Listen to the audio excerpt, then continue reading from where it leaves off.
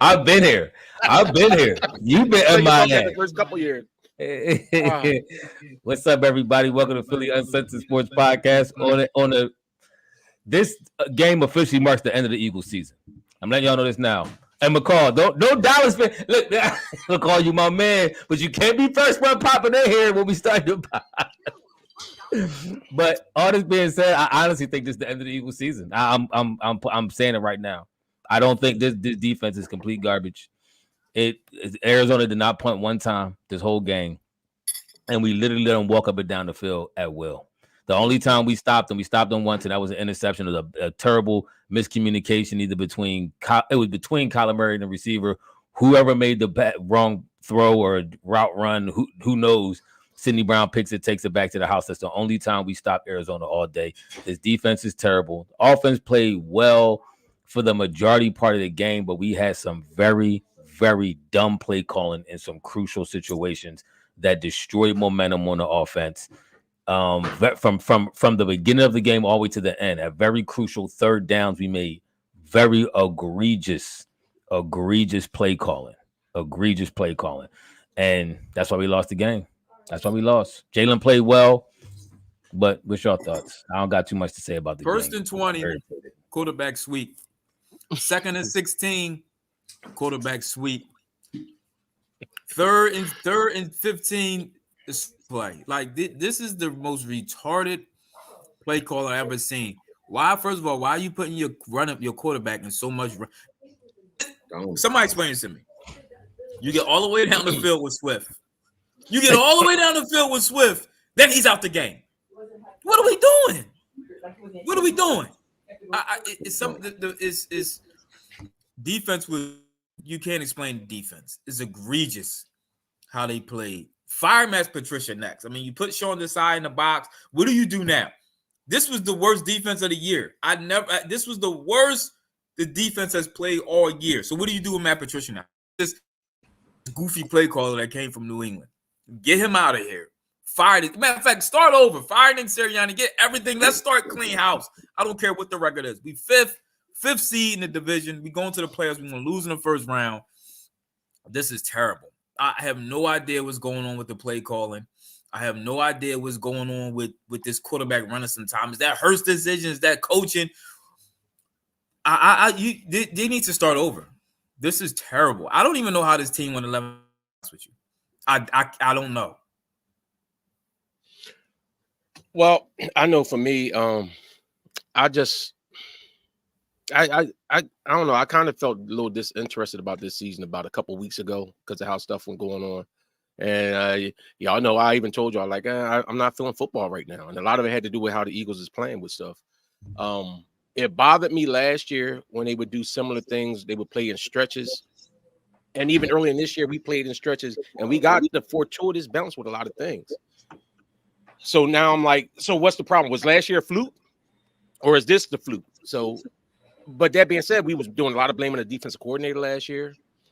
We did a lot of ripping at the offensive coordinator and this, that, and other. But last year was better than this year. So we basically downgraded in our things. And about Matt Patricia, I actually think that them making that move actually hurt him because it almost looks like a panic move for the team because you notice like ever since they made that, all of a sudden you hear players coming out how they showing they upset. Like you had Devontae say some things and AJ saying some things. Now it's like the team's starting to feel a little bit.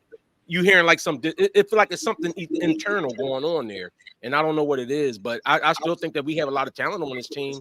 But that being said, the Eagles got away with it last year when I kept saying about I don't like how they go through stretches where they look dominant, and then for stretches it's like they disappear, and it's like now it's like it started catching up with us the last end of this season, and I don't know who to put the pin on except for first of all I'm putting it on the coaches.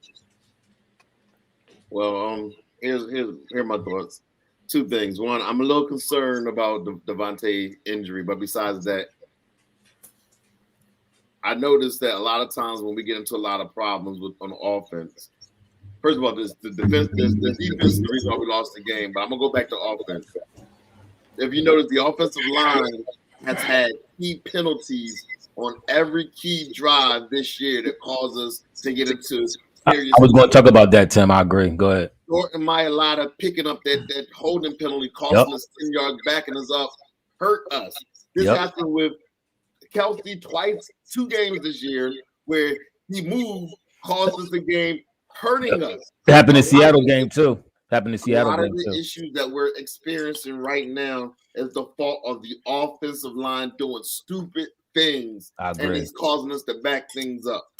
That's what's really killing us right now. I mean, defense is bad. Y'all adjust the defense, but I'm telling you, we're getting killed because the offensive line is not as good as this year, or they're just making stupid mistakes. And I don't know what it is. No, I agree, Tim. I was going to address that too. Them plays Ethan was talking about. Notice the first thing he said was when he did that quarterback draw, it was like 1st and 10. We handed the ball to Swift. We actually Ethan said 1st and 20 when we did the quarterback draw. We actually handed the ball to Swift. Swift goes to the outside and they call it a holding penalty, and we get back 10 yards. And then the next play, they did the quarterback draw and tried to pick up 4. Just tried to pick up something. I'm not even mad at that play. I was more mad on the drive when we got into the red zone. And he actually, I think we got a pretty decent scramble from Jalen, maybe for the first, and then they came back and tried to do the same exact thing. And then Jalen got lost like 7 yards on the play. It was the most insane play calling at certain points of the game I think I've ever seen. Early in the game, we had a 3rd and 5, and they did. I can't remember what the play was. It was some just like a basic textbook trash play that they threw out there. We didn't get it. We had to punt. It was just some terrible. It might have been 3rd and 2. It was just some terrible play calling and that's why I said in crucial spots during the game, because in other areas the play calling was pretty decent. They moved around. They got it out on one pass or a little fake screen and got a shot out, and he dropped it off to Goddard. Goddard ran down, and Bull tried to break Goddard's arm again, by the way, too. Goddard got a problem with when he stiff armed somebody. Bull try to alligator roll his arm every time. I don't know what's going on with that. But I agree with Tim. That's one way to stop somebody from stiff arming. No, I guess it is. I guess it is. But our offensive line, our team in general is undisciplined. And you see by the offensive line is playing very undisciplined type football. Even what Wayne was talking about earlier, when we was on the polo, Wayne was talking about just gap assignments. Like team Bulls is moving out of gap. Like you got clear gap assignments and you moving out of gap assignments. The defense, everybody's undisciplined. And that starts with coaching. That's why you have to blame the coaching. The team is playing egregiously undisciplined. Let's not forget Arizona was 3-12. They was 3-12. Now they're 4-12. That this or 3-13 or whatever they were. I think it's 3-13. Now they 4-13. This is crazy. This is crazy. Bro, I'm telling you, we done. We're done. If we're not going no further than the first round this year, I just don't see it happening. This team is bad. It's bad. It's not coached well. Not coached. And Jalen, to me, played actually a decent game. I don't know if them draws was him trying to make something happen, or if it was a play call, or if he changed the play. But if he did it, that was dumb and that irritated me. His passing wise, he actually threw the ball really well today. He was the first half, he was 11 for 13. Had 142 quarterback rating. He was hitting everybody on the dot. He was making the plays that needed to be made. And even with that, we still could have won the game. Even with some bonehead play calling late in the game, we still could have won the game if the defense would have stopped Arizona and made them punt at least once. We also could have, and I agree with you, but we also could have the offense got the ball at basically like the 50-yard line and couldn't move it. And couldn't move it. And then come up with those dumb plays. I actually think that it actually worked for them, the fact that they did the onside kick, because I think if we would have been further down the field, the Eagles would have came out and tried to open it up a little bit more to move down the field. But I think that they went into that safety mode, like, oh, well, we already here. Let's just ground pound the ball and inch it up there. They knew we couldn't stop them. Let's not forget, Devontae Smith dropped a huge third down. It was a tough pass to catch. It was a tough catch, but he should have tough catch. But you gotta make that catch. That was a huge drop, bro. Huge drop. Huge. But, yeah, so that's what I'm saying. Like I still think we have talent on this team, but see, the sad part is if we're saying that it's the offensive line, because the offensive line was one of the main strengths of the team, and the other strength was supposed to be the defensive line, and neither one of the lines. That's where we was winning last year. Whenever we was winning, the offensive line was dominating. We was running the ball down people's throat. Jalen had time to pass. And I even think, like Ethan was mentioning the last couple of weeks, where Jalen was like leaving the pocket early in certain times. I don't think he did that this game. I think that he did sit back there and he had time, but the play. It's coaching, bro. Like even on it was a certain point. It was one of them plays they ran today, and I swear Gannon knew exactly what we was running. It was like something simple. It was like a running back into the flat. And the linebackers, as soon as it was hiked and they saw a certain movement by Jalen, it was like, okay, they're going over here, and they just took off and covered that side. The whole team our offense is way too predictable. Moved, and that shows you one thing that. Is he running the same offense? Maybe it's not Nick Sirianni's offense. Maybe he's just decided to run. What was the offensive coordinator last year? Maybe he's running his offense instead of evolving. The offense has to evolve. You can't run with the same offense and think that these defensive coordinators are going to catch up with you and going to study every game that you played the year before last, knowing what your things that you like that makes you successful. You got to be a second level thinker. You know what bothers me? You know how sometimes you got to look at the bigger picture and look at how other people react to stuff. And the fact that how some of these other teams reacted to beating the Eagles tells me that they really didn't think the Eagles was that good and shouldn't have been where they were. Like San Fran, like how hyped San Fran was about beating the Eagles. Like they feel like, I know if we had our full team, we know what y'all was going to do. And I think that there's a lot of teams that felt like that with the Eagles, because let's keep it a bean. And I give Jalen a lot of props for that last year. Last year, we had a lot of games where Jalen came up in the fourth quarter, made plays and made great drives, and we won the games. But the games itself wasn't great for us, offensive or defensive, even though our defense was better last year, because we went from like the number 1 or number 2 pass rushing team in the league to being like number 20 or something like that. That's crazy. I mean, and we got basically the same personnel. You got to keep in mind that it's not the same personnel, and we brought in reinforcements on that defensive line last year that we didn't do this year. And then we missing Hargrave. You missed Hargrave. You don't have Sue, and you don't have the boy Joseph. I forget the other tackle ball name. Or we don't have Charlie. We don't have Gardner. CJ Gardner Johnson. We missing him too. You're missing a lot of key players. We are missing a lot of key players. San Fran, that was sour grapes for San Fran. San Fran mad. They got spanked. Their quarterbacks got wrangled. They'd have lost that game. I don't care who they had. That was sour grapes from San Fran. But I understand what you're saying. I think this year, when teams seen us winning games by the hair of our chinny chin chin, they was kind of getting momentum from that, John, saying, "Oh, y'all shouldn't have beat Dallas. Y'all barely won. Y'all barely beat San Fran. Kansas City because Bull dropped the pass. Y'all barely beat Buffalo because they had the errant pass. You know, Josh Allen threw it one direction. The receivers running blah blah blah. So they was, the teams was mad about that too. First of all, people hate Eagles and hate Eagles fans. So a lot of that is a little bit sour grapes and all that kind of stuff too. Yeah. But can't even call it. I said Jalen, that pass could have been better by Jalen. Did you realize that play? He was getting blitzed on that play. It was an all-out blitz. The pocket was collapsing, all-out blitz, and he got it off to where only the receiver can make a play on the ball. Could have been a better thrown ball so he can make a better play, yes, but he threw it to where only the receiver can make a play, and the ball, Devontae Smith had both hands on it. It was a tough catch. Don't get me wrong. It was a very difficult catch. But it did still hit both of his hands and his arms, and it went through his arms. Let's not act like it just bounced off his hands and went out of bounds. It actually went through his arms. So he had the ball. He actually had it, and he dropped it. He had it. I agree with you that he was blitzed and he threw it, but you keep saying like he threw it only where the receiver. He didn't. That's where it drifted over there. I don't care where you threw it. Hit both his hands. No. He got to make that catch. He's going to say he got to catch that. I hear what you're saying, but if we keeping it a bean, and any of us that have run a go route, and you waiting for the ball to come over your shoulder, and you start hit both your hands, it's not as easy. I don't care. It's not as easy. It's not as easy to make. He should have made the catch, though. In my opinion, he should have threw his body all out for it. Like that's one of the ones you don't try to catch and keep running. You just focus on. But I'm saying you focus on making the catch. Like he was still trying to keep running and make the catch. Okay, like you know what I'm saying, like the go. Right, so I'm saying when it's like that and you that off, what you got, you just concentrate on making that catch and securing the pass. So I do agree with you on that. Mm-hmm. But that being, I don't think that it was like Hurts just threw it over there because he knew that. I think Hurts really wanted to throw it where it should have been, where it was in front of him. I think Hurts tried to air it out and put it in front of him. When I say that, I'm not saying he purposely threw it there. I'm saying where it ended up landing. It was in a position where the D-back couldn't make a play. It wasn't like the D-back was swinging for his arms or swinging for the ball, and he was trying to still make a difficult catch. Where it ended up landing, only he can make a play on it, and he didn't make the play. That's all I'm saying with that. I agree with you. He probably meant to throw it in a better position. I'm just saying where it landed was a position where only he can make a play, and that joint went literally right through his hands. McCoy, thank you, bro.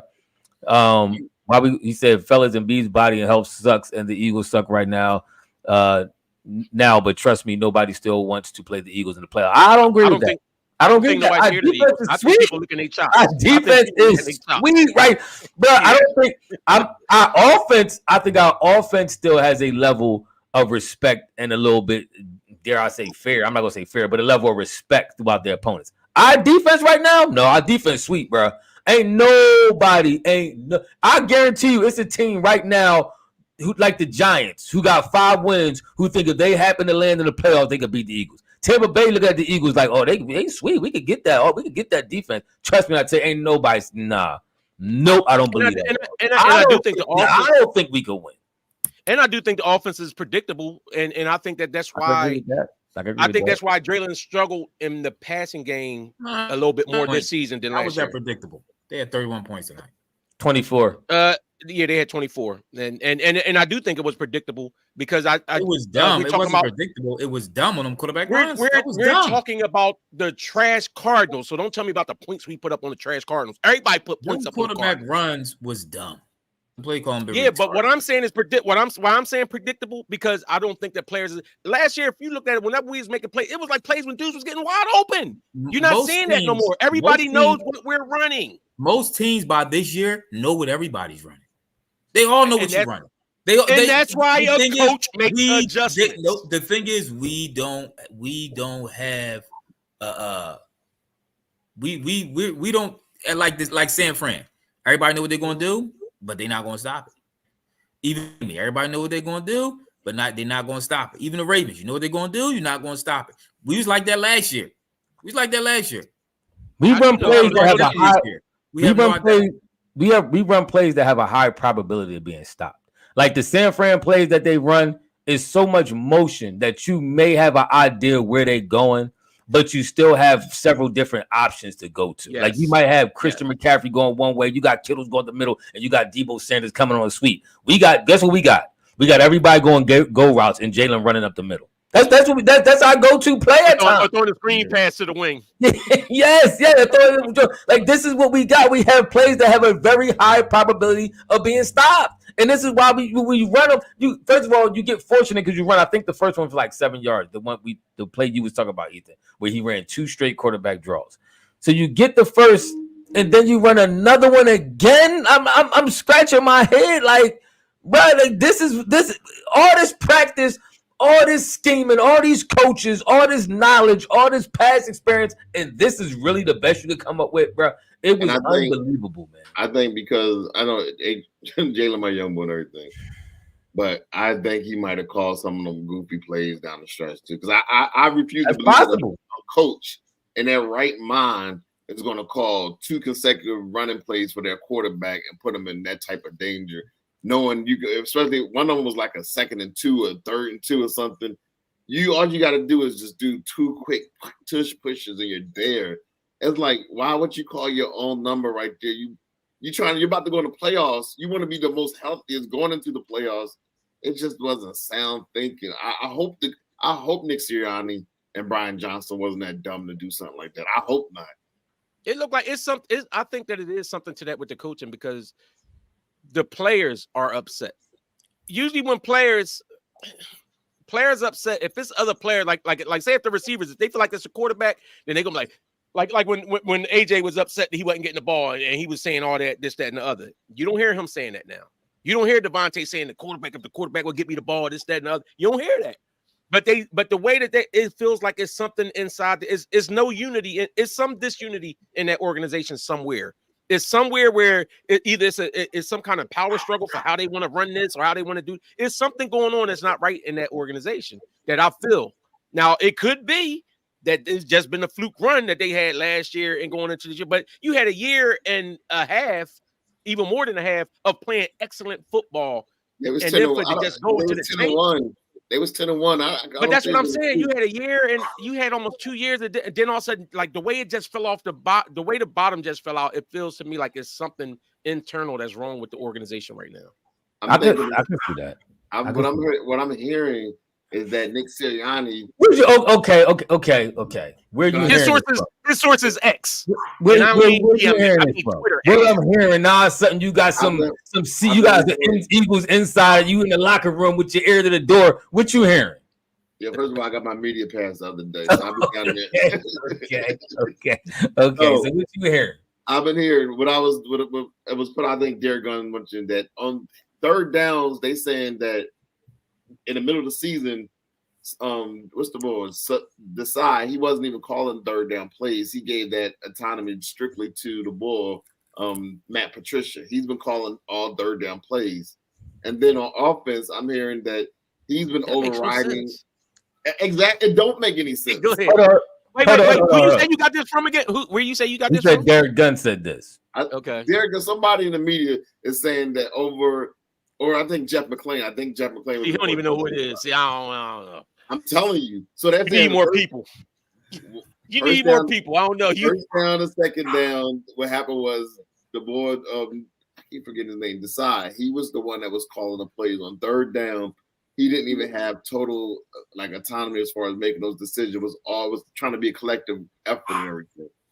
I mean, I think they got to get rid of this coach. This coach doesn't know what he's doing.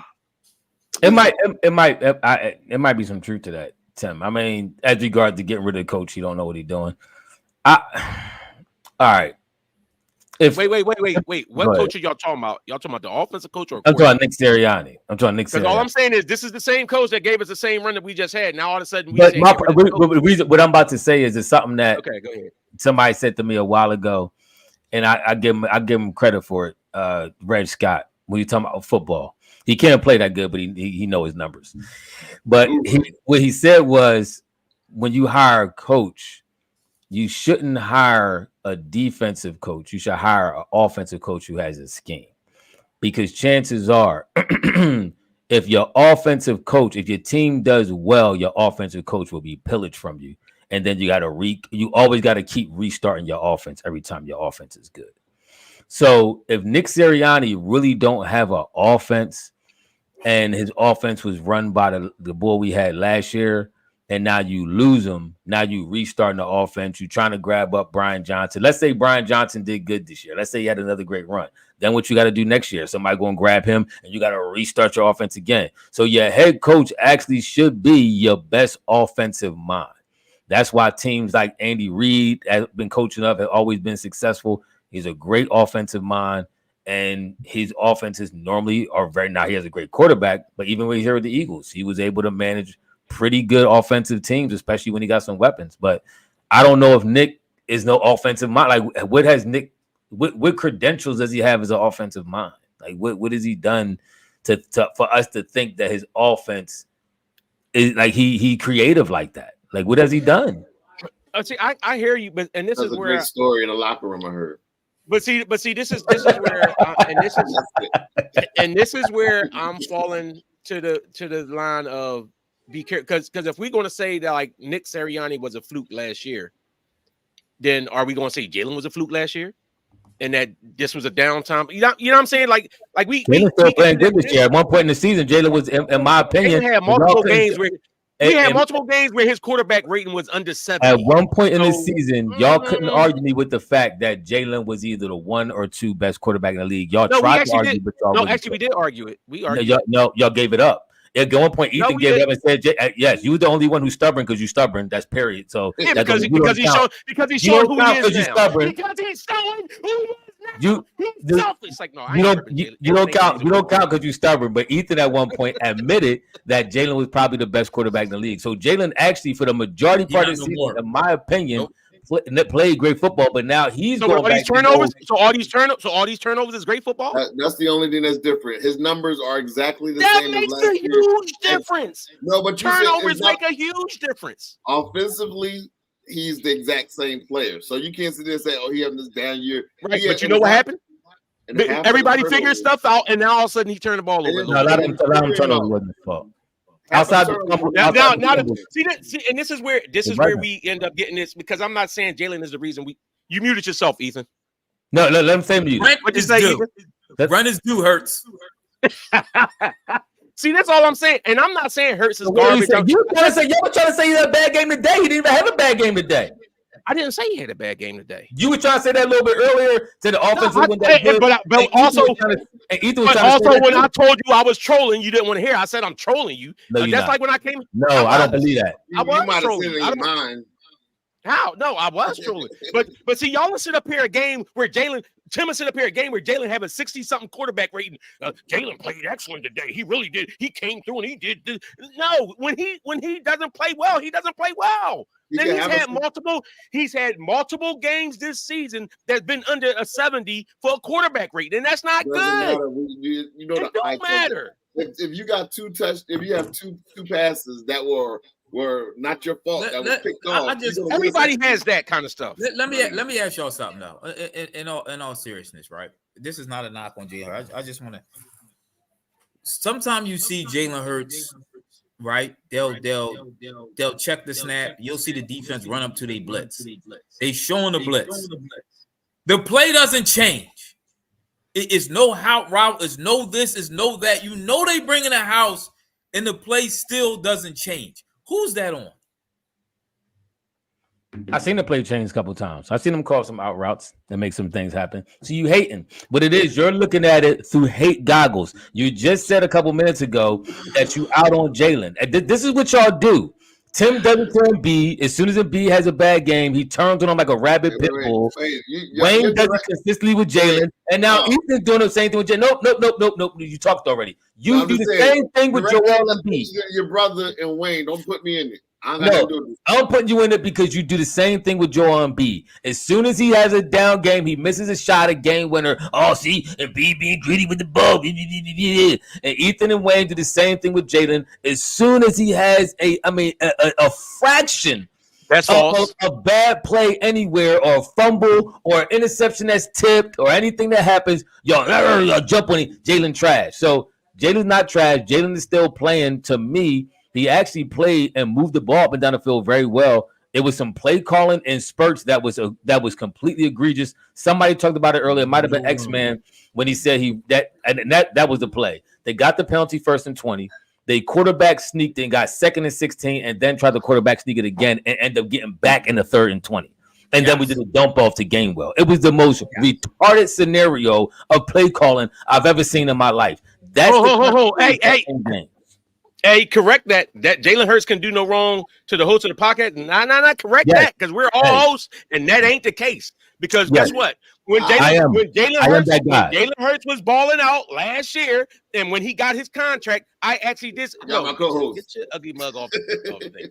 When Jalen Hurts was balling last year, and he got his contract, I said they got to pay him because he played out, he balled out. And I do say that when he balled out. But you're not going to tell me. So y'all sit here and say he had a good game against the Giants. He had an 85 quarterback rating. Against Seattle, he had a 40 quarterback rating against Seattle. Remember, but you still won't say that he had a bad game. Oh, it wasn't his fault. Hold on. Ain't Seattle the game? Ain't Seattle? What game we have all the drops? Was that the Seattle game or the dot? What game we have all them drop passes? I don't know. Ask Pat Mahomes what game. Yeah. The Eagles. See, you keep talking about all these drops. The Remember Eagles that? are fourth. The Eagles are fourth from the top of the list of not having drops. Yes. And look at the other games we didn't have drops. No. So. Stop, bro. What was his rating today? Quarterbacks had What was his rating today? Oh, today he had a 118. Exactly, and that's with a pick that did he threw at the end of the game because he had to force it up for a jump ball. So he probably hovering around a 130. And yet, his quarterback rating for the year is still a stinking 89. But yet you still talking like he was an MVP candidate. Listen, 89 quarterback rating. Jalen has been making up for a difficulty of suspect play calling, no running the ball. Y'all been saying this all year. We ain't been running. Ain't y'all been saying that? For one, Jalen was still not running. For one, Jalen was actually hurt for about. We do run. We run with Jalen. For one, Jalen was hurt for about 4 games. We always forget about how bad the knee injury was that he continued to gut it out and play with. That's one thing, but we all forget about that. If it was Josh Allen, he was such a crutch. He played with a hurt knee. If it was anybody else, if one of y'all white saviors, y'all would have been all over the screen talking about. But I don't want to hear that. Gutted it out. He did this and did that. If he went Let's get a white quarterback in here. Jalen, you don't want to hear that. So I don't want to hear that. You're going to hear it. You know why? today. Are you giving the You same heard it excuses to today. Lane Johnson? Are you giving the same excuses to our offensive line that been playing injured all year? Yes. You're not giving them the same excuses. I have given Lane excuses because Lane was hurt and Lane played. Lane is the best offensive lineman in football. I give Lane all the excuses in the world because he gutted out and he made his reputation. Jalen had been doing the same thing, but every time, and Baltimore fans did the same thing to Lamar. Every time Lamar would do something, boys dropping passes, Lamar, he was doing it to him early this season. He fumbled that game and lost the Tennessee game, but that same game he had 8 drops. And everybody, oh, Lamar Jackson, see, he a turtle machine. Same thing Ethan was trying to say about Jalen, but with Patrick Mahomes, with what's his name, Josh Allen, led the league in interceptions 3 years. Ethan ain't called him a turtle machine. Not one time. Not one time did he say Josh Allen was a turtle machine, but as soon as Jalen fumbled, oh, he a turtle machine. This is wrong with y'all boys. Y'all got to deprogram yourselves. And I'm here to do it today. I'm here to do it today. It's happening right now in the podcast. I'm deprogramming all the foolishness. You ain't got to deprogram nothing, but you also don't got to be. You also don't got the foolishness. That's why my mic is out in yours. You also don't got to be. You also don't got to be unreasonable. No, because this is your team. Tim, get in. Tim, can we get in? I know. Yeah, please. Go ahead. It just came over my phone. Can't even call it hurt. Yeah, they hurt sexuals. Okay. That's what they are. No, and I'm really hurt today with the way the Eagles play. I'm Umar today. I'm Dr. Umar. Tim, get in. Lamar just posted a perfect quarterback rating. Is my fro. Lamar Jackson just posted a perfect quarterback rating today. He's a monster. I told you about Lamar. I was the one who told you about Lamar earlier. No, yeah, we all agree about it. You're not getting no special. Everybody was on a Lamar. Stop. Bruh, go back to. All right, Ethan, your turn. I wish I could find Brandon Graham in fighting right now because he said this is building character for us. We're not that far off as a defense. I know it's going to start clicking. We have to finish the season off right, and from there is week to week thing. I'm not worried. Did he say that? Did he say that before this game or after? He said after. Read that quote again. Read that quote again, please. He said, "This is Brandon Graham after the game. This is building character for us. I don't know this when you get in your body. Let me ask you this: if you was a boxer and you got your behind whipped, does that build character?" I'm asking. It does if you come back and win the next fight. But if you keep getting your behind whipped every time, it ain't much character getting built. Is it the defense? You stopped the middle quote. Read the whole quote again. I was reading comments. I didn't get to hear you. Go read the quote. He said, "This is building character for us. We're not that far off as a defense. I know it's going to start clicking. It's week 15, by the way, whatever it is. I know it's going to 16. I know it's going to start clicking. We have to finish the season off right, and from there." It's week to week thing. I'm not worried. I believe in us. Listen, if anybody, he don't believe that himself. If anybody has built up the game or the status to say that is him. He's been there. He's been in the trenches. He's been there even when we got hurt and we had a backup quarterback had to step in and win the Super Bowl. And he made one of the biggest plays in the Super Bowl. So if anybody has built up enough status to say that is Brandon Graham. So I'm not necessarily mad at him for saying that because this is what you need old heads for in these moments. If your old head he's pretty much the you would describe him as our boxing corner. He's our ring coach, right? So when we in the ring and we getting smacked around, he the boy telling the boxer, yo, listen, he coming at you from the left, bob and weave, throw the overhand right. That's what he's doing right now. He's trying to build momentum in the team to preach us in to our next win, and hopefully we get in the playoffs. You don't even believe that yourself. You left. Listen, no, I was saying this is his job. Is it the scheme or is it that we do not have the players? Because still players make plays. No. All right, can I get you know why I'm not gonna go with that? Go ahead, tell my fault. Can I get in right now? I've been preaching this all year. I said the Eagles made a mistake by letting go of Denard Wilson, our defensive coach, last year. Now, the defensive backs coach. Last year, I'll give you that. The Ravens was ranked 28th in the league in the secondary. This year, they ranked 4th. Last year, we was number 1 in secondary coverage. He had C.J. Garner-Johnson, Maddox, all of them balling last year. Even made Bradbury look good. We made the wrong decision. It was 2 finalists. It was Desai and Wilson. That's the issue right there. We let go the wrong guy, and now we're feeling it. But listen, I mean, what you learn from your defensive back coach, you just forget that when he's gone. You said he had Bradbury ball. He forgot everything dude taught me. I forgot how to play. I forgot how to play corner. But you start getting coached a different way though, and like Tim said, his scheme is different. You do get coached a different way. Different coaches got their own philosophies on how you play. And let's not forget, let's go back to the game a little bit. Let's not forget, and I do agree, Eli Ricks and the Bull, the other Bulls, they struggle. But let's not forget 22, what's his name? I want to see Decide. What's 22 name? He actually got terribly pass interference, and they called it on him. He actually got pulled on that drive. Ringo, was it?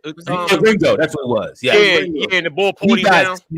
Clean down, and they called a defensive pass. This is the stuff sometimes that loses games too. Now, should we have been in the battle that tough? No. Was our defense still playing trash? Yes. But that was a huge penalty that went against us, and another drive they ended up scoring a touchdown on. So, I mean, some of these dudes, as a defensive back, you playing your heart out, man. And if you, it's disheartening for real when you start. It's like almost even playing the NBA. When you start getting calls called against you at a certain point, then you play defense differently. So now you're not even sure what to do or how to defend because all you thinking about in the back of your mind is, I can't touch this dude in a certain way or I'm going to get called for a penalty. That penalty was huge, man. That irritated me. But Eli Ricks, he's been struggling all year. He's a young player. He's a rookie.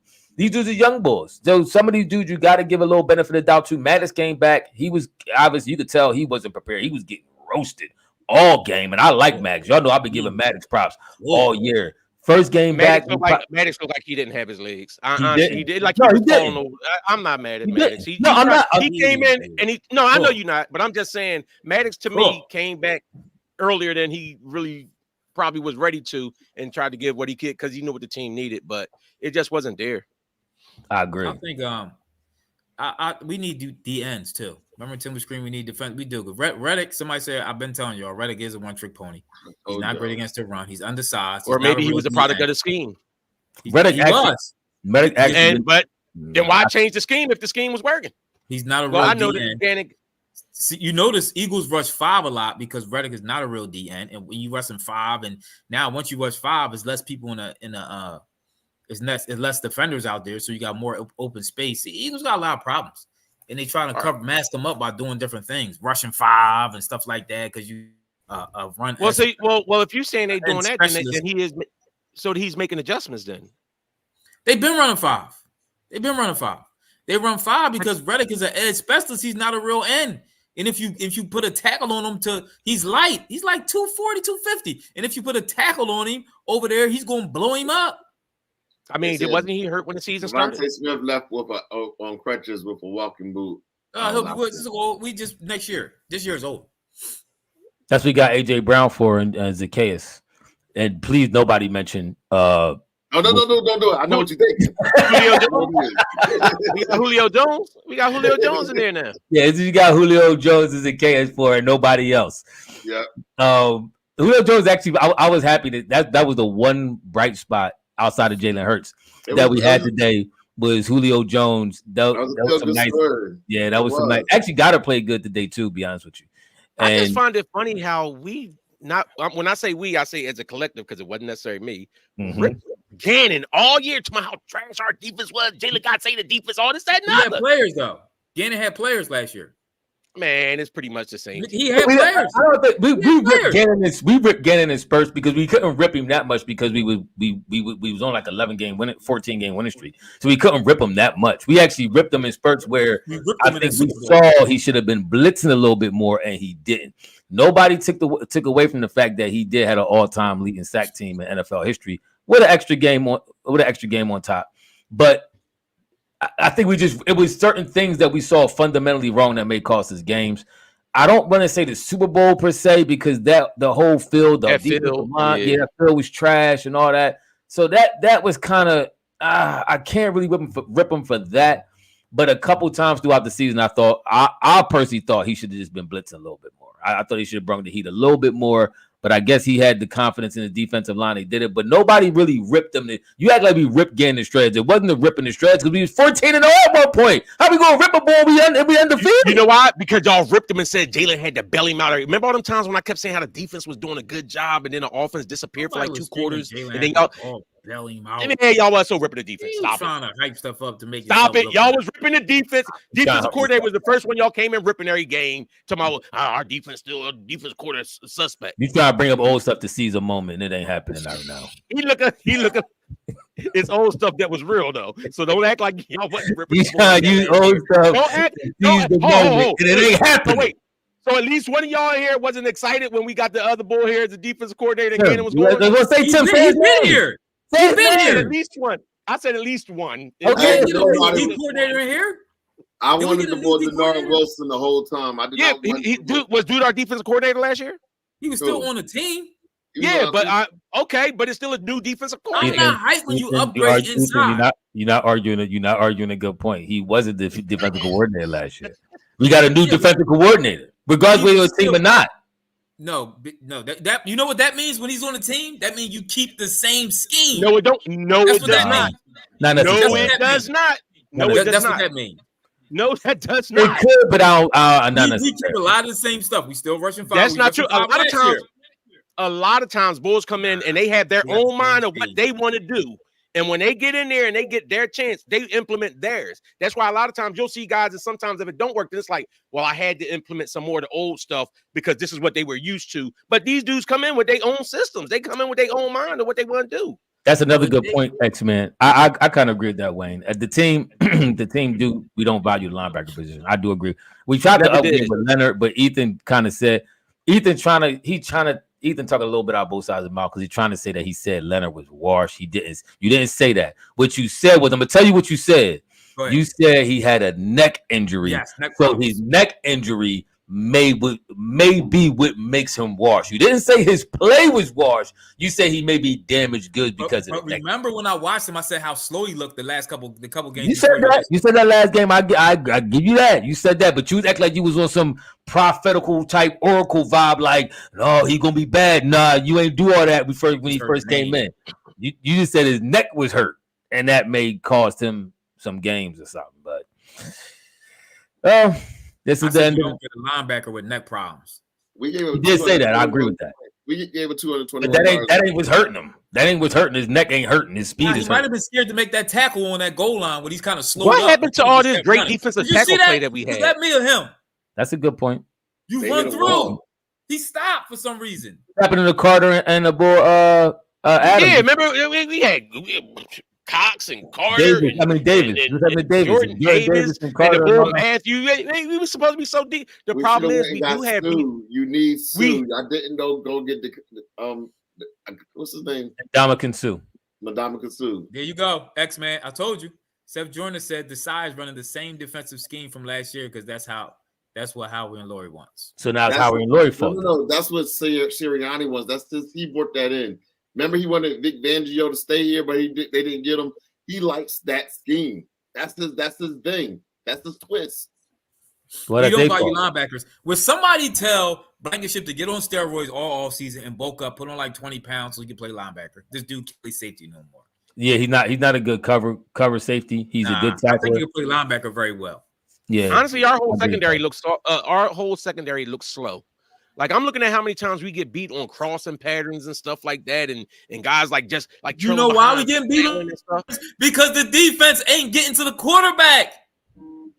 Because they're making quick. How long can you stick with somebody? How long you expect? It's not long development.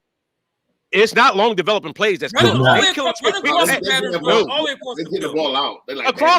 A crossing pattern is not necessarily a long play. As soon as the dude come up the line, you hit the slant. Did we have one sack today? It's not a long. Did we have one sack? That's not a. Huh? Did we have a sack today? I don't think so. Other teams, if you look at other teams, are getting rid of the ball fast. They're getting rid. As soon as they go back there, it's like zip. They're not giving that line a chance to get to them. It don't matter because did you see how far off we playing? To the corners are scared to death. That's another thing too. Now I do. But now you arguing to the point. So hold on. So is it the line or is it the corners? It's both. It's just the whole defensive scheme. It's all of it. The problem is our secondary and our back seven is slow. I'm screaming. Why y'all do on 3rd and 2? What are we doing? I agree. That's play calling, but I gotta put a little bit on Jalen because I can't believe they that stupid. I can't believe the coaches are that stupid. Can you? What you mean? On like 3rd and short play calling and all that kind of stuff? Not just 3rd and short. How about when it was like 2nd and 20 and What the heck was that? Wasn't it 2nd and 20? And we tried to run a quarterback sweep. Like, I need to know who called that play. 1st and 20, we got 4 yards. Second and 16, we lost 4 yards. So he's back to 30. I want to know who called those plays. Meanwhile, you got Swift. Hurts audible to it. And did Penny ever touch the field today? Yeah, I don't Did we think activate Penny? Yeah, Penny. I don't think. He touched the field. He touched the field. He touched the field on the sideline. Yeah. Oh, he touched it during warm-ups. Yeah, he's holding his helmet all day. This ain't good, yo. Oh yeah, this ain't good. Nah, I think we all coming to like a I said, acceptance. I think it's coaching. I think it's coaching, and it is coaching, and I think the coaching is leading to dissent in the ranks of the locker room. I can agree. This goes back to the general manager Howie being so arrogant and cocky, thinking that he didn't need our last coach. What's the boy from Jacksonville? First of all, stop Howie got us to 2 Super Bowls. So what we're not going to do, and we've all ripped Howie before, but let's not make it. Hold on. Is arrogant. So you blaming Howie? So wait a minute. When we came into this season and we was all predicting how many wins, and you was like, yeah, 14 out for her, we could win every game. How he put this team together that you was talking about going back to the Super Bowl with. Now all of a sudden you blame Howie for being. Now you want to blame Howie because we losing. Yes, but we like the roster when Howie put it together in the beginning. If you give somebody credit, they also can be criticized at the same time. He needs to do the same thing with Jalen. He needs to be criticized. What he's doing is he want yes men around him. He just want everybody to agree with him. I agree. I agree, John. I mean, I agree with you. I agree with Tim and I agree with Wayne though. But Wayne, this is why I say, but you can't use that same philosophy with Howie and not use that same philosophy with Jalen. Jalen is not no one play quarterback. Jalen took us to the Super Bowl last year and got us what? How many wins we get? 15 wins last year. But you know why I do that though? Because Howie won us a Super Bowl. Remember the GM moves how he made during that Super Bowl run, and he brought in Ajay, and he brought in the Super Bowl. That was Winston. Nick Foles. It was Winston Nick Foles. So it had nothing to do with. the fact that our secondary was thinking and how he. The reason why I say, listen, everybody love to get Howie profit. Let's keep in mind how long Howie's been with this organization and how many terrible moves he's made or didn't make. Let's think about all the drafts we didn't make. I know. Drafted. So I'm not giving out no excuses. That could have been lightning in the bottle that year. I'm not giving them excuses. That's what. Same thing. I was one of the main ones ripping Howie from the jump. With the moves and stuff that he was making, especially with the receivers. But a couple years ago, remember when Howie said, I learned I just got to draft the talent and not going for specific players. Go with the best available player. Did he really learn? I mean, didn't he draft? So the defensive tackles he got, we didn't think those were drafted. So wait, ho. Those was good. So the defensive tackles he drafted, we didn't think that those were great pickups. But did he did those are good pickups. But what about the other positions? Those are 1st and 2nd round pickups. Well, he went out and got us AJ Brown. What about I'm talking about the other draft pickups. What about those? Like, we just give him credit for the ones that's certain that hit. I gotta go back. See, now gonna make me do my homework because now I gotta go back. You know who else Howie drafted? He drafted Jalen. Yeah, he drafted. You know why he drafted Jalen? I'm gonna tell you why he drafted Jalen. He drafted Jalen because somebody came up to him and told him you gotta draft Jalen. And he drafted Jalen. But Tim just said how he arrogant. Fraud. There was a black man somewhere. See, that's what I'm saying. We all over the place. Tim just said how he's arrogant and don't want to listen to nothing. He want everything his way. Now you saying that how he let somebody else come whisper in his ear. What you had was Howie. Here's the thing, Howie. You know what happened with Chip Kelly? Howie stinks at drafting, though. I agree. You know what happened with Chip Kelly, and Chip Kelly put him in that little box and everything. So now, when he saw Doug Peterson start to claim his power in the organization, he got rid of Doug. But to me, Doug was the perfect person because he's a teacher. He comes right under Andy Reid. At least you know he has some type of pedigree. They got rid of Doug because of Wentz. No, let's keep it a bean. We know they got rid of Doug because of Wentz, and then Wentz turned around and started grilling on them. And they ended up going to get rid of Wentz anyway. They got rid of Doug because Doug was trying to exalt his power. He was trying to sit there and say, "Listen, I want to do things this way." I can believe that. How ain't want to end up back in the corner again, man? Yeah, they got rid of Doug. They got rid of Doug because Doug ain't want to be controlled by them no more. Yeah, I can agree with that. Good. I could agree with that. How we knew what happened with Chip. He's been through that whole. How long was Chip here? 2-3 years. He ain't want to go back to that again. I could see that. I could see that happening. You got to remember, man, these Bulls' egos is just as big as anybody else you might think. When you get in a position of power like that, you don't want to lose that again. You don't want I hear that. And once he got that Super Bowl, it's like now he got all that power. But yes. But think about it. When we won the Super Bowl the first time, we won it off of a last place schedule that we played. Last year, we got to the Super Bowl because of a last place schedule that we had. So you even Jalen Hurts probably be in there tonight. Tim, shut your mouth. You doing too much. Man, trying to make it look like. See, that's what I'm saying. You all over the place. You want to hate on Howie and you sideline kind of hating on Jalen. That's all I'm saying. The facts are the facts. We had a last. No. Let's keep it to drafting and what Howie is typically in charge of. Let me clarify something real quick, though. Go ahead. Let me clarify something real quick. Because I'm not a great big Howie fan, because all of us in here have ripped Howie for years for the drafting and everything else. We've done that. But my only thing that I'm saying is, if we're saying, don't sit here and say all this is Howie's fault. When we came into this season, we all thought that this team was stacked. Like, I know I did. Didn't we think we thought this was one of the top receiver cores? We loved the running back core, the quarterback, the offensive line, the defensive line. The only question that we had was the linebacker. And secondary a little bit once we lost Gardner Johnson.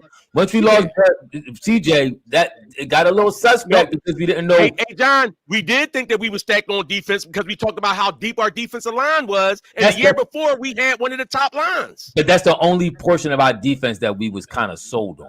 We wasn't sold on the secondary, and we wasn't sold on because everybody liked Slade, but everybody was kind of iffy on Bradbury, especially how he entered the Super Bowl. Everybody was iffy on the linebackers, and the safeties was unproven. That's why we had to go get the bull from Tennessee. And Blankenship, we never was sold on Blankenship. Blankenship was a hitter. He played aggressive. He's the TJ McConnell. I keep telling y'all this. He is the Eagles version of TJ McConnell. He plays hard, but his coverage, he's not a starting safety for a Super Bowl winning team. The echo is here for a fact. He's not a safety for a Super Bowl winning team. I agree with that. Linebacker at best. I agree with that. But I do think that some of that. I agree, John. We talk about I think great defensive line play makes a secondary better, and an offense that puts. Remember how with the Eagles? Remember with Donovan, right? When we went to the Super Bowl with Donovan and T.O., our secondary wasn't that great. And our defense wasn't great, but we used to get up on teams so fast that once we got up on them, they had to try to pass to catch up with us, and we would tee off getting all these sacks on them. That's how we was winning that year with Donovan. You know what this defense is missing, though? I think this defense is missing a great leader and player. Like, Graham is a good leader, but he's not the best player. When our defense was good, like look at our best defenses, right? We have Brian Dawkins, who was a dog. He was a great player and a great leader. Like, who are you turning to now? Yeah, because Fletcher was that guy, but he didn't decline his play. Yeah, he didn't decline his play. He's not the best player anymore, or not a great player anymore. Right. So who we really looking to when things start getting awry? Our linebacker, normally you got either linebacker or one of your safeties can be your best player and your motivator. We don't have that. I agree. We grasping for stuff, and that's why I think that's one of the things that's really hurting our defense is we don't have that main dog. Tim, this echo is good, bro. Do something. Do your trickery to get the echo. That was good for. Hey, Michael. See, to me, I don't think it's one scapegoat. I don't think it's one scapegoat. I think it's a whole bunch of pieces, a whole bunch of things that add up to it.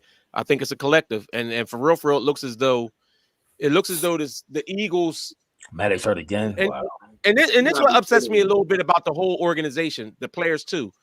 Like, now all of a sudden things start going. I give Graham credit for like what Ethan said. He's calling himself trying to reel everybody in. Meanwhile, you got some of these receivers who they hopped in here, and last year everything was all groovy and they was Batman and wearing the cape and running around and all that. Now all of a sudden we run into a little rough patch and it's all of a sudden they blaming everybody else for everything. You know what I'm saying? So like show some intestinal fortitude. Everybody needs to step up, take accountability, and do what they need to do. Yeah, I agree. Can't call it that. That secondary was pretty good. Secondary was good. We had one of the best safeties all time leading that defense. Not only as a player, but also as an emotional leader. I think we missing that emotionally. We missing that Draymond Green. Maybe we get Draymond Green to play like a I'm done linebacker. with this team. And that's kind of and to y'all. I will not watch the game next week, so I don't know. Yes, you will. Yes, you will. As far as emotional leader, that's why you can't have this Sean Desai as your defensive coordinator, because he's not an emotional leader. On defense, you need emotional leaders, and you got this boy as calm as a cucumber. It's like, what is he really going to do to hype up your defense to spark them? He's more so an analytics dude. He should be right there, just giving his input on the game, but not coaching. So, do you think Patricia gets a little bit of pass because he's coming in? Somebody basically then gave him a clunker and said, make this trip with this clunker. I said, only thing I say about him, like, give him. I would love to find a young genius defensive coordinator out there. What has he done outside of Belichick that makes you think that he's the guy? What do you mean? Like, it's plenty of dudes given 2 head coaching jobs. What has he done to make you think that? And guess what? Guess what? And there's plenty of dudes that been good defensive coordinators. Or look at the dude that was in Chicago that was the head coach over there. He was a great defensive coordinator. He couldn't win as his coach. You had Ray Rhodes, a great defensive coordinator, wasn't built for coaching. Some dudes just not head coaches. That don't mean you can't be a good defensive coordinator or a great defensive coordinator. Okay, but if you're a head coach, one thing you're good at least one side of the ball is going to be really good because you still got that talent as a coordinator on defense. What has he done? Nothing. All I'm saying is him with the Eagles. I don't see, and I'm not saying that he's great and nothing else, but I'm saying this team was already. Patricia was a desperate move for the Eagles. The Eagles are trying to shake something up. So that being said, I'm not saying roll out the red carpet for him, sign him up to this big contract or nothing. All I'm saying is see, everybody saying that Patricia's the reason we lost. Our defense was sucking all season. So it ain't Patricia that all of a sudden made our defense suck. Our defense stunk. If anything, maybe he's trying to tweak things. San Fran rolled off here and there. San Fran rolled off 6 straight touchdowns. Remember, between San Fran and Dallas, I think out of 10 defensive possessions, we gave up 9 touchdowns. So the defense was already historically terrible. That San Fran game, up until this game, I ain't never see our defense play so bad. Ethan might be right. This may be the worst because this team isn't good. San Fran is a good football team. I don't know. I'm going to go with the defense from last year's Super Bowl. They was trash. No, bro. We gave up 6 straight touchdowns in one game to San Fran. 6 straight touchdowns. Remember, at least the San Fran Super Bowl defense last year, the Chiefs only had 10 points going into halftime.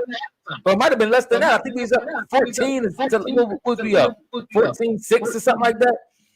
This defense gave up 6 straight touchdowns to San Fran, and then we fouled it up the very next week and let Dallas run ruckshot the first half. Not until Blankenship got hurt, then Sidney Brown came in there and he played a little better and didn't let everything go crazy. But this defense been playing bad, bro. When did Darius Slay go down? What game? What was his first game he missed? He missed after he lost. He missed the Seattle game, if I'm not mistaken. Right. So the person that hit him, well, Patricia gave up against it. So our best cornerback also wasn't there. And I'm not saying Patricia's a great defensive coordinator. All I'm saying is I'm not putting the blame of the defense on him. He's been the new person in there and trying to make moves. He lost Slay. You know what I'm saying? He had other things going on with that too. So that's why I'm saying I'm not just sitting here saying Patricia trash. He's the reason we this, that, and the other. Our defense was already trash. The defense was already trash. You muted. You still muted. Unmute yourself. Arizona averaged 18 points a game this season. They scored 35 today. This is why I said this is the worst I've seen. I said up into that San Fran game. Slay has not been trashed this year. Stop. Slay has not been trashed this year. No, Slay been y'all got chill with who y'all call trash. Like that's even like even when I said the stuff I was saying about Jalen Hurts and everything else. I wasn't whenever I was like he was garbage and I was teasing Tim and them. They know I was trolling because I still say Jalen's a solid quarterback with certain stuff. I just didn't think he was as good as other people did. But we sit up here, he trash. Slay is not trash. Slay is not trash. I like Slay still. He's still one of the top corner. He's still a top 10 corner in the league. I like Slay. But we got some huge holes, bro. We got some figuring out. They got some figuring out to do. Well, shout out to Lamar Jackson. Maybe they get some ideas if they listen to this podcast. But go ahead. Lamar Jackson MVP. 18 to 21, 321 yards, 5 touchdowns, and a perfect quarterback passing rating of 158.3. There's your 2024, 23-24 MVP of the National Football League, by the way. I agree. I told y'all that a couple weeks ago. Y'all wasn't. You told me. Nope. They wouldn't agree. We was talking about. We was talking about it on our personal chat. You said before that Brock Purdy game, you said Brock Purdy or Christian McCaffrey. You said don't make me flip my phone and show everybody. You said. No. I'm sorry. My bad. That was Ethan that said that. You're right. Exactly. I'm about to say, don't say. The last thing I'm gonna do is pick Brock Purdy. Yeah, we know good well Tim ain't picking Brock Purdy. That was Ethan that said that. My bad. You're right. McCaffrey. Tim is not picking anybody with non-melanin to be an MVP. I like Christian McCaffrey. If Lamar didn't do what he did late in the season, I probably would say Christian McCaffrey. Truth be told, he been a horse. Let me finish. Truth be told, a lot of people not giving the props what a lot of props deserve. The boy Deebo Samuels, when he missed them 3 games, guess how many games San Fran lost? 3. He lost 3 games when the boy Deebo Samuels wasn't playing. Now, one of them games Christian McCaffrey missed, but he did come back and play 2 more of them games, and they still lost without Deebo. Deebo Sanders is actually, in my opinion, the most integral part because he does everything. He not only runs, he catches, he blocks. You could put Deebo on defense, and I guarantee you he probably get a pick six. He's a great Michael. Hey, Michael. See, this is what I'm saying. Sometimes we over exaggerate, saying you've never seen a defensive performance this bad. I've seen some of them years when we had Ozell Jenkins and some of these other dudes, or when we had Mark Semino running around in the middle, not knowing. I've seen some pretty bad. I kind of agree with Michael Wayne. This might be the one of the worst, bro. They didn't put the reason why I'm saying this. No. Oh no. I agree. It's one of the worst, but I'm saying it's clearly the worst. I've seen some horrible Eagles defenses. I may be caught in the moment, so you might be right. So I'm not saying this is. I'm not going down and saying this is it, bar none. From what I can remember, this is it. Now, if you remind me of another game in particular, I can be swayed. This team, let's keep in mind, was 3-13, bro. Now, granted, they got the back who's been hurt for the mark. I think he came back week 10, 11. They said. So he's getting a little better. He's hurt, coming off an injury. You won't get better as the weeks go by because he's a good quarterback. But at the same time, they're still a bad team, and they did not punt, not once. That's bad. That's crazy. All right, so listen, I just put up the worst Eagles defense, right? And so it says the worst in the NFL since week 8. The Eagles have allowed an NFL high 2,569 total yards in 6 games. That's 3rd most yards they've allowed in franchise history over any 6-game span. They allowed 2,700 in 2015 and 2,500 in 2018. So we've had some teams. How many touchdowns do we allow? Because I think we allow more touchdowns this year than ever before. Now, yards that may be true. The touchdowns we've been letting out, bro. We let out 9 touchdowns in 10 possessions. Bro, that San Fran to Dallas game. To me, it closed the deal on this defense being historically bad. I don't think I've seen nothing like it. I don't think I've seen nothing like it. At least for that stretch. I'm not saying through the whole year. I'm just saying through this stretch, this defense has been absolutely egregious, bro. Absolutely. Yeah, I mean, I can't defend him. I was going to say 3-13. Let's not forget. It was 3-13. Remember when we was doing the predictions at the beginning of the year and y'all was mad at me because I was like, I feel like they could win. They got the talent. They could win every game. But I know they're going to lose some that they ain't supposed to. I ain't think it was going to go like this, though. I ain't think it was going to go like this. Not at the end. You did say that. So we'll see. We're going to wrap it up. Everybody be safe out there. Listen, everybody, 2023. Any options for y'all for sports or anything period that you're leaving behind? I'm leaving the Eagles. Yeah, I'm leaving. You should have put that out there so I could reflect on that a little bit because there's a lot that happened this year. You got to come back to me. You got to come back to me on our next. It's the last year. This 2023, we closing it out. Wayne, what about you? Do we play tomorrow? Nope. I will say this: if we talk about sports in general, and I watched this podcast of this dude. He's like a Golden State fan, but I agree with him. The NBA reffing is terrible. The NBA has a referee. Oh, absolutely. They have a referee. Honestly, even more than any, you know how sometimes we say they cheating, the NFL want this, that, and the other to happen. It's more and more evidence to me, especially after the whole Tim Donaghy thing years ago.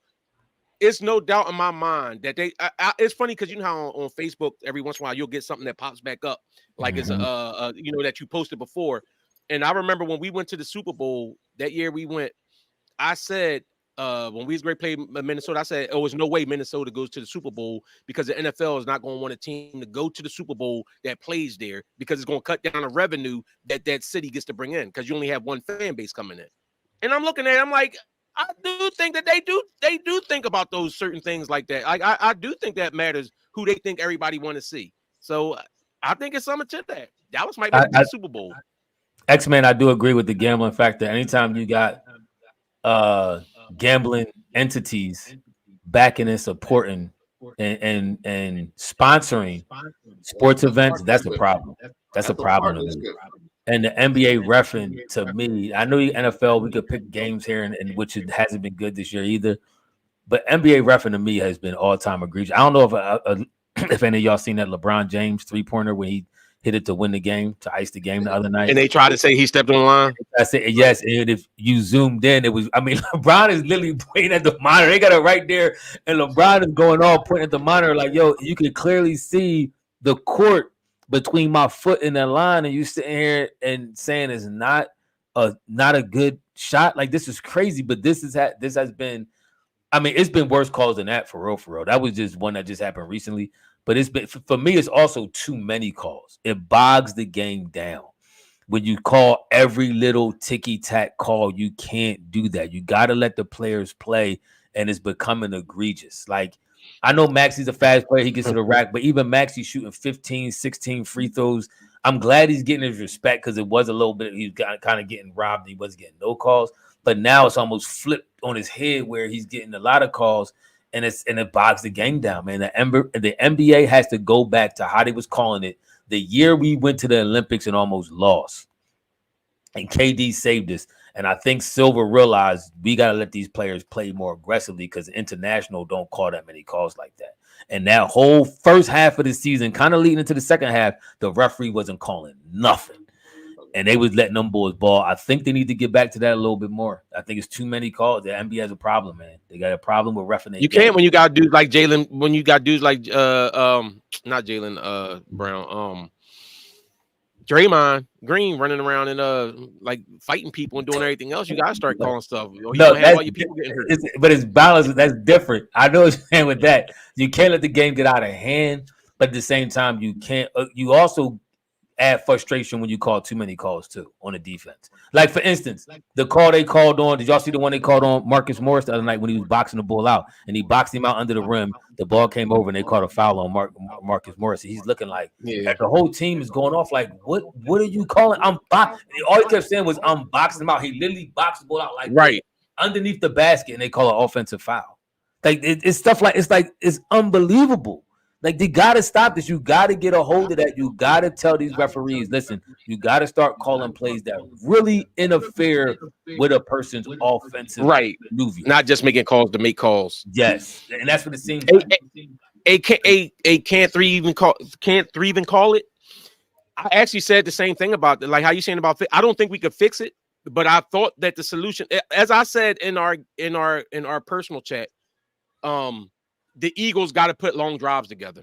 Like we got to milk the clock and march the ball down because our defense wasn't stopping nobody. Our offense has to be methodical and boom, boom, boom down the field, making the other team give our defense a rest. In all honesty, and I'm not giving our defense no kind of excuse or nothing, but even if you have a good defense on the field, look at how, like, we went out there, they drove down, we still held them to field goals the first two times. We got a pick six. The defense was on the field for like the whole first quarter. And they already ain't good. So you already know it's a disaster waiting to happen after that. After that, the floodgate for touchdowns started opening up. So I do think, and I felt the same way when we had Chip Kelly here. I thought the problem with Chip Kelly's offense was they scored too fast or they was doing stuff boom, boom, boom, boom, boom. and the defense was never getting a rest. Now, that's not the problem with this defense. This defense is coaching and lack of personnel, honestly. Oh yeah, Tim. One more player I want to leave in 2023 is Scott Foster. That's another NBA ref problem. You got to leave him in the past, along with the bad ref. You got to leave Scott Foster. You got to give him his walking papers and get him out of there. It's egregious that Adam Silver didn't do nothing about that problem after that became so much public knowledge. But that's neither. That's. You know what? I do know what I want to leave in 2023, and I know it's not ever going to get left because this is how fan bases are, especially ours. I want to leave the hating on the other team in your city out. Like you know, like why we can't be all like Philly team. Like even though, you know, sometimes I go back and forth and I troll with Tim. I want the Eagles to win. I want all our teams to win. You know what I'm saying? I really do. Because there's nothing like going to a parade and your team win in the city that you live. I don't care. You're a Dallas fan in Philly. You ain't going to Dallas to the parade for the most part. And if you go there, they're going to look at you like this clown. You ain't even really, you know what I'm saying? As soon as you say, I'm from Philadelphia, they're going to look at you like you're goofy. So I do want my team to win. I don't like when people, like, we ain't got to hate on Embiid just because we like Jalen or hate on Jalen because we like Embiid. And it's like or we ain't got to hate on B because we like Maxey and think Maxey should like how about we just embrace the whole team and want the team to win instead of just hating on somebody because you like somebody else. Hate Tobias because you like somebody else. You know what I'm saying? Like, come on, bro. To second that, I would say it's one thing not to like or not to be a huge fan of the home team, but I don't understand how boys like the Sixers or like the Phillies and then hate the Eagles and give me lame excuses about, well, I just hate the Eagles fan base. Well, it's the same fan base. The Sixers fan base. Would you go to, huh? I just said Reggie was your bull. I don't understand. Reg. There's a number of bulls. I don't understand how you hate the team. I know how. City. That makes no sense to me. I know how. You know how? And this is how they do it. And I'm not saying I agree with it, and it's stupid, but this is why. Because you sit up here and you root for somebody, some other team, if you're living in Philly, and you wonder why Philly fans are ridiculing you when we win, because you sitting up here and you hating. Like, if you go to an Eagles game and you sit there, you hating like, yeah, y'all gonna lose, this, that, and other. And they don't, and they get up on you. And now all of a sudden, see, the Eagles fans is horrible. Because they treat opposing. You in enemy territory. What you expect? Exactly. In World War II, if you're American and you get behind the German lines, you think they're gonna be treating you nicely? No, you the enemy and you in our territory. So of course they're gonna treat you some kind of way. I agree. But that's what I'm saying. Like, how did you even start off hating? Like, it's several fans that I know who are fans of different teams, but they're not Eagles haters. I can deal with them dudes. They like, yo, I just like this team. Yeah, I mean, you know, if y'all win, and I like, for instance, Darrence is kind of like that. Darrence ain't an Eagles hater. He like the Rams, but he's not an Eagles hater.